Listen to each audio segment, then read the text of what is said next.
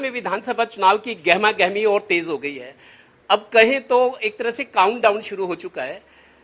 हरियाणा के एक बड़े राजनीतिक घराने से करतार भड़ाना जी के परिवार का बेटा मनमोहन भड़ाना समालखा विधानसभा में चुनाव लड़ने आए हैं और बीजेपी की तरफ से माने तो मजबूत दावेदार हैं और उम्मीदवार भी हो सकते हैं जिस तरह के संकेत है। मनमोहन जी, टोटल टीवी के खास कार्यक्रम कौन बनेगा विधायक में आपका स्वागत है। बहुत बहुत धन्यवाद जी। आजकल नया जमाना है, आपने पंच लाइन दी है, समालखा का मन मनमोहन, समालखा के दिल में उतरने का इरादा है। ये पंच लाइन यहाँ मेरे जितने साथी हैं ना समालखा से, जो हमारा परिवार का एक सदस्य है, ये उनकी तरफ से पंच लाइन आई है कि वो उनका मन है कि भाई इस बार मनमोहन भड़ाना को, और ये देखने वाली बात है कि भाई कहाँ तक इस चीज़ में हम कामयाब हो पाएंगे जी। आप समालखा में आए हो, करतार भड़ाना जी यहाँ से विधायक रहे, मंत्री रहे, जड़ों की ओर लौटे आप। जी बिल्कुल, आपने बहुत सही बात कही कि, और मेरा भी मानना है कि इंसान को ना अपनी जड़ नहीं भूलनी चाहिए। और मेरे पिताजी का शुरुआत जो करियर हुआ था राजनीतिक, वो यहीं से हुआ था, और मुझे लगता है कि मेरी भी शुरुआत यहीं से होगी, क्योंकि हमारी जड़ें मजबूत हैं। पूरा एक व्यक्ति यहाँ पर जो है हमारे परिवार का हिस्सा है, सदस्य है। हो सकता है हम बीच में यहाँ पे चुनाव नहीं लड़े, लेकिन मेरे पिताजी ने जहाँ से भी चुनाव लड़ा है, ये पूरी की पूरी टीम वहाँ पर मौजूद रही है, चाहे मंगलौर हो, चाहे खतौली हो, चाहे वो दौसा तक भी लोग गए थे, सबका सहयोग रहा है जी। हरियाणा की राजनीति में एक चौधरी भजन लाल अलग अलग जगह से, करनाल से, फरीदाबाद से, हिसार से, उनके परिवार का कहना है कि जहाँ से लड़े वहीं से जीते। तो आपका भी परिवार ऐसा है?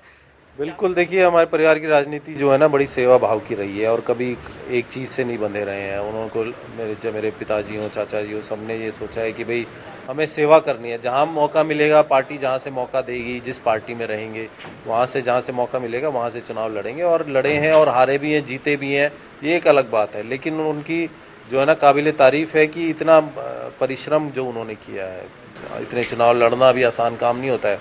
अभी 2 महीने पहले ही मंगलौर से चुनाव लड़े हैं मेरे पिताजी, जो है आप शायद पता होगा, मात्र 422 वोटों से वहाँ से रह गए। लेकिन उनका जज्बा और जुनून अभी कम नहीं है, फिर से दूसरे चुनाव के लिए तैयार हैं वो यहाँ पर। युवा हैं, जहाँ जाए मैं देख रहा हूँ अंदर बाहर हुजूम आपके साथ है, एक नई उम्मीद नजर आ रही है समालखा को। बिल्कुल बिल्कुल, मैं तो हमेशा ये सोच रहा हूँ कि मेरे लिए बहुत बड़ी चुनौती है सभी भाइयों की, सभी बुजुर्गों की उम्मीदों पर खरा उतरना, क्योंकि एक उम्मीद बहुत ज़्यादा लगाई हुई है। और बस मैं चाहूँगा कि मैं शायद ऊपर वाला मुझे इस लायक बनाए कि सभी की उम्मीदों पर खरा उतर पाऊँ। बीजेपी में युवाओं की बात हो रही है, महिलाओं की बात हो रही है, बहुत सारा लोकतांत्रिक तरीके से पार्टी डिस्ट्रीब्यूशन भी कर रही है और प्रयोगों में और कदम उठाने में, रणनीति बनाने में बीजेपी संगठनात्मक तौर से अभी भी सबसे आगे चल रही है। उसका फायदा भी आपको मिलेगा?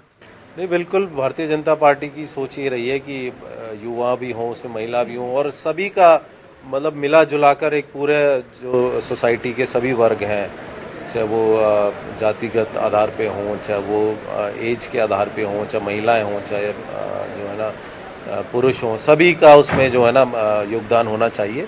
और इसी रणनीति के साथ भारतीय जनता पार्टी आगे बढ़ रही है। अभी विपक्ष के विधायक हैं धर्म सिंह छोकर, उससे पहले रविंदर मछरौली थे। इन 10 सालों में, हालांकि रविंदर मछरौली बीजेपी से जुड़े थे, समर्थन दे रहे थे, लेकिन बहुत सारे लोगों से बात हुई, हम पत्रकार हैं, उनका ये कहना है कि 10 साल में बहुत स्लो प्रोग्रेस हुई है। जितने आसपास के एरिया में पानीपत है और है, आसपास के इलाकों में डेवलपमेंट हुई है, लेकिन समालखा के हिस्से में कम आया है।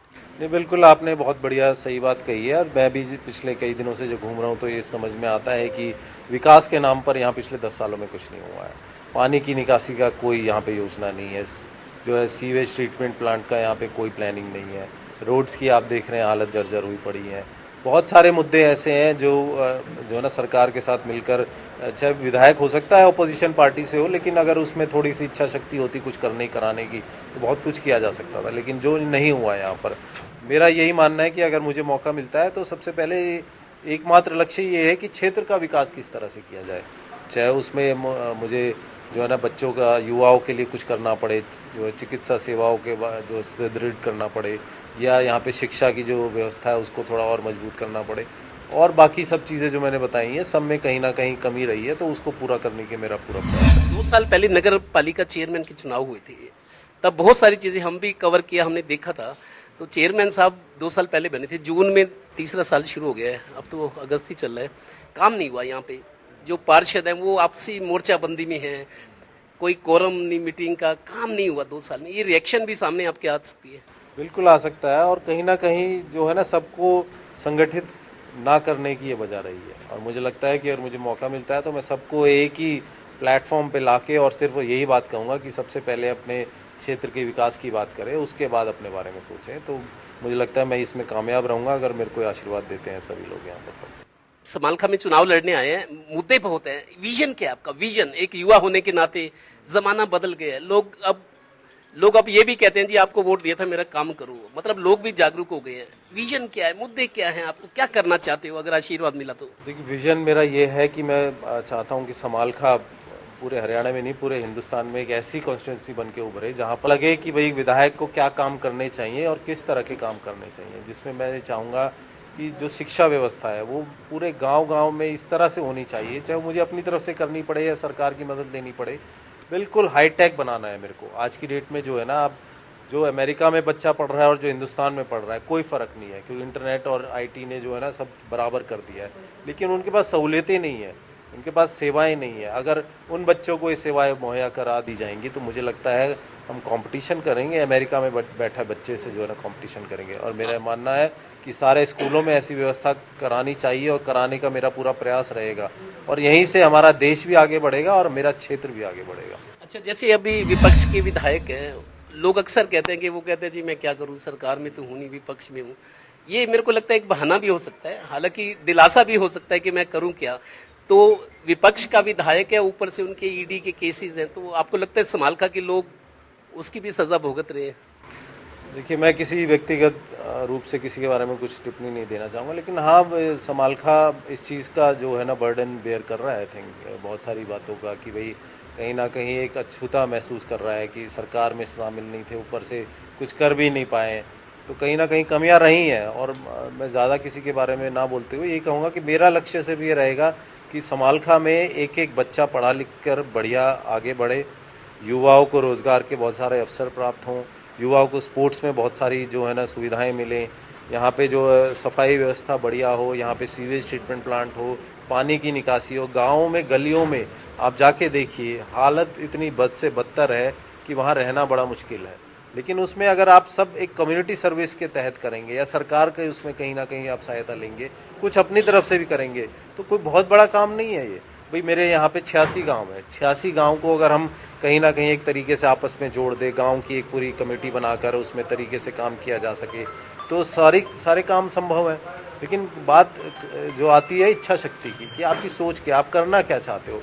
और मेरा लक्ष्य सिर्फ और सिर्फ यही है, मुझे कोई काम नहीं करना, मुझे कोई अपना स्वार्थ नहीं देखना, मुझे सिर्फ अपने क्षेत्र की सेवा करनी है। और एक उदाहरण के रूप में इसको इस तरह से जो है ना करना है कि भाई लोग कहें कि हाँ, समालखा जैसी कॉन्स्टिट्यूंसी होनी चाहिए। आप युवा हैं, टिकट को लेकर आश्वस्त हैं, पार्टी कंसिडरेशन मिलेगी? क्योंकि आपका विजन बड़ा ब्रॉड है, जो आप करना चाहते हैं वो तभी हो सकता है अगर आपको पावर मिलती है, आप विधायक बनते हैं। पार्टी लेवल पे कंसिडरेशन में है, उम्मीद है पार्टी कंसिडर करेगी सीरियसली आपको? जी 100% मुझे लगता है पार्टी को भी जो है ना इस तरह के विजन वाले लोग चाहिए। और मैं नहीं, ये सब मेरे भाई जो यहाँ बैठे युवा साथी, मेरे बुजुर्ग, इनकी मांग है।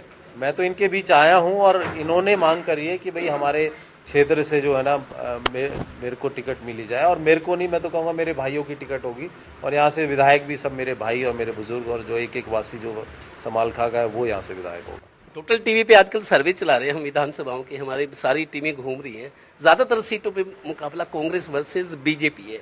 आपको लगता है समालखा में भी यही स्थिति है? बिल्कुल एग्जैक्टली, आप बिल्कुल सही कह रहे हैं। पूरे हरियाणा में यही स्थिति है कि दो पक्षीय चुनाव है। कहीं ना कहीं है कुछ कॉन्स्टिट्यूंसीज में जेजेपी और इनेलो का कुछ प्रभाव रहेगा, थोड़ा बहुत मुझे लगता है समालखा में रहने वाला है, लेकिन मुख्य रूप से दो पार्टियां हैं। बीजेपी कह रही है हैट्रिक का दावा कर रही है कि इतनी सीटें जीतेंगे, कांग्रेस वाले कह रहे हैं 70 सीटें जीतकर सरकार बनाएंगे हम। हुंकार दोनों ओर से भरी जा रही है। चुनाव में होता भी है, चुनाव में ये भी कहते हैं जिसकी जमानत भी जब्त हो रही है वो रुक्का मारते हैं मैं चुनाव जीत रहा हूँ। असल स्थिति क्या है? आप युवा हैं, विजनरी हैं, स्थिति क्या है, राजनीतिक स्थिति क्या है Congress versus BJP in terms of competition? देखिए, सच्चाई ये है कि बीजेपी का वोटर ना सब जानता है, वो रुक के नहीं मार रहा है, वो घर बैठा है। जब वोट डालेगा ना, वोट डालने जाएगा और उस समय लोगों को पता चलेगा कि कौन पार्टी जो पावर में आती है। और भारतीय जनता पार्टी ने जिस तरह से 10 साल कार्यकाल में जो कार्य किए हैं, सभी बिरादरी को साथ लेकर चले, निष्पक्ष रूप से जो है नौकरियां बटी हैं क्या मतलब उन्होंने बच्चों ने मेहनत की है, अपने एग्ज़ाम दिए, क्लियर किए, उनको नौकरियां मिली हैं। मुझे नहीं लगता 10 साल से पहले कभी ऐसा पूरे हरियाणा में कभी हुआ था। वहाँ पे जो आप जानते हैं किस तरह से नौकरियां बढ़ती थी, आपस में बांट के जो है वो कर लेते थे। लेकिन भारतीय जनता पार्टी ने इस चीज़ पर बिल्कुल प्रतिबंध लगा दिया कि भाई अगर नौकरियां मिलेंगी तो आपकी काबिलियत पे मिलेंगी, आपकी मेहनत पर मिलेंगी। तो बच्चों में एक नया जुनून है, जज्बा है पढ़ाई के प्रति। पहले कोई बच्चे पढ़ने भी नहीं जाते थे, उन्हें क्योंकि हताशा थी कि भाई नौकरी तो मिलेगी नहीं, क्या पढ़ाई करेंगे हम लोग। और उसके अलावा ये एंटरप्रेन्योरशिप के इतने सारी जो योजनाएं हैं भारतीय जनता पार्टी की, भारतीय जनता पार्टी तो कहती है नौकरी मांगने वाले मत बनो, नौकरी देने वाले बनो। तो उन्होंने ऐसी बहुत सारी छोटी योजनाएं बनाई हैं जहाँ पे आप अपना एक जो स्वयं का बिजनेस खोल सकते हो, व्यवसाय खोल सकते हो और उसमें रोज़गार देने वाले बन सकते हो। तो हरियाणा में भी उस मुहिम को लेकर बहुत कुछ चल रहा है और मुझे लगता है इस सब का प्रभाव ये है कि तीसरी बार भी भारतीय जनता पार्टी सरकार बनाएगी। लोग कह रहे जी पैराशूट कैंडिडेट है फरीदाबाद से। मैंने परसों एक स्टोरी चलाई थी, आड़ती तो जागरूक है, जो समालखा की अनाज मंडी है, मैं समझता हूँ समालखा का दिल है, वहाँ से भी आवाज़ निकलती है। वो कह रहे थे जी मनमोहन बढ़ाना आए हैं, उनको जिताएंगे, पहले तो फरीदाबाद जाएंगे और फिर उनको लेके हम चंडीगढ़ जाएंगे। इस तरह के जो सवाल उठ रहे हैं उसका क्या जवाब है? नहीं, मैं आपको बता दूं, जहां हम बैठे हुए हैं कोठी पिछले 28 साल पुरानी है, तो पैराशूट से उतरने वाला तो सवाल ही नहीं है। 10 साल मेरे पिताजी ने यहाँ सेवा करी है, 10 साल रहे हैं, लोगों के बीच रहे हैं। और पैराशूटी उम्मीदवार को आप इतनी भीड़ और इतना मान सम्मान कहीं प्यार मिल सकता है क्या? कोई जानता भी नहीं पैराशूट वाले। उम्मीद जाग रही है लोगों की। हाँ, तो उम्मीद जाग रही है। उन्हें पता है कि जिस तरह से काम किए हैं मेरे परिवार ने, मैंने, मेरे पिताजी ने, तो उसके फलस्वरूप मुझे लगता है इतना प्यार सम्मान मिल रहा है। और एक महीने अगर आप कह रहे हैं कि मैं यहाँ आया हूँ और एक महीने में इतना हुजूम इकट्ठा करना कोई आसान काम है, लेकिन कहीं ना कहीं दिलों में इनके मेरे प्रति एक प्यार है जो आपके सामने दिख रहा है और इसी बात को लेके हम आगे चल रहे हैं। और मुझे पूरा यकीन है सभी का जो है सपोर्ट रहेगा, सभी का साथ रहेगा और हम यहाँ से जो है ना कामयाब होंगे। Coming to the last question, BJP में एक शशिकांत कोशिंग है, पिछले 2-2.5 साल से तैयारी कर रहे हैं, घूम चुके गांव, उनके मन में तमन्ना भी है, लोग भी कह रहे हैं। एक तो बीजेपी में वो है, एक मनमोहन बढ़ाना, दूसरा रविंद्र मछरौली के गांव में भी मैं परसों गया था, वो कह रहे थे जी मोदी जी की लहर में भी रविंद्र मछरौली जीता था, लेकिन इस कंपटीशन को, इस मुकाबले को हम त्रिकोणीय बनाएंगे। देखिए, इसे त्रिकोणीय बनाइए या चौकोणीय बनाइए, ये यहाँ की जो जनता है, सब मेरे भाई बुजुर्ग, मेरे परिवार के सदस्य, सब ने जो है ना डिसीजन ले चुके हैं। क्योंकि देखिए, आप प्रयास कितना भी कर लीजिए, लेकिन जब तक आपकी सोच, आपकी नीयत, आपकी नीति सही नहीं रहेगी तो आपको कामयाबी नहीं मिलेगी। तो मेरे को लगता है कि मेरे पास हो सकता है कि इतना मैं ना परिश्रम किया हो, लेकिन मेरे पास सोच है और मैं उसको आगे इम्प्लीमेंट करूँगा। मैंने पिछले 5 साल मेहनत नहीं करी, लेकिन मैं अगले 5 साल मेहनत करूँगा, लोगों के बीच रहूँगा और कुछ इनके आशीर्वाद से मैं बन जाता हूँ तो जो पिछले और कैंडिडेट्स ने जो 10 सालों में, 15 सालों में मेहनत की है, मैं दिखाऊंगा कि 5 साल में कैसे बनकर मेहनत होती है। मेरा ये तो पानीपत की 4 विधानसभाओं में समालखा सीट पर भी मुकाबला कड़ा होता दिख रहा है और समालखा में विधानसभा चुनाव के लिए मनमोहन बढ़ाना की एंट्री के बाद मेरे को लगता है समीकरण भी अब शायद बदल गए हैं और हालात आगे चलकर मेरे को लगता है और मुकाबले वाले हो सकते हैं। बाकी फैसला यहाँ के हलके की जनता को करना है, उनके मन में क्या है, उनके पास सवाल क्या है, उनके जवाब क्या मिलते हैं और धीरे धीरे जैसे चुनाव आगे बढ़ेगा किस तरह का माहौल बनता है।